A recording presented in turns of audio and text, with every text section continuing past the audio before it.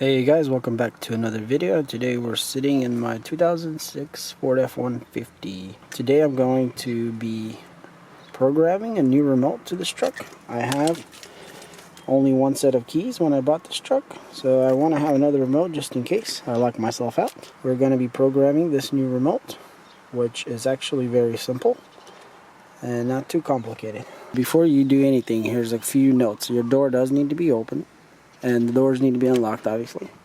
Now if you are adding a remote, you need to actually reprogram both of these, because if you don't do it, one of the original one won't work anymore. So once you program it, it'll only remember the new one, if that makes any sense.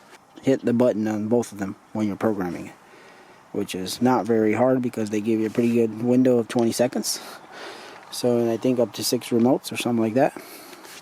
But in any case, let's go ahead and do this process with the ignition. Let me just guide you guys through here.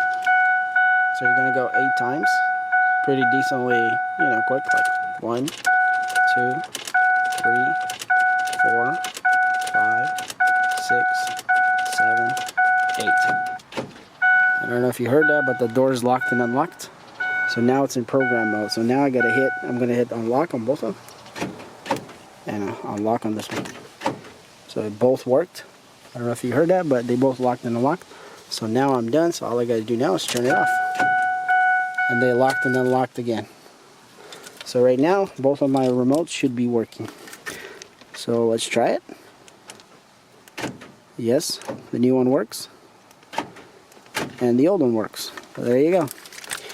So anyways, I don't know if some people might get confused as when they program a new remote why the old one won't work. So you got to do them together.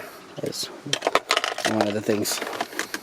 But anyways, it's pretty simple, as you saw. So it's as simple as opening the door, hitting the unlock button, make sure your doors are unlocked, on 8 times, and on the 8th time you just leave it, and then you should hear the doors unlock, and then you hit any key on the remote, whatever you're programming, and then you just turn it off and you're done. So hopefully this was helpful, guys. It's pretty simple. And yeah.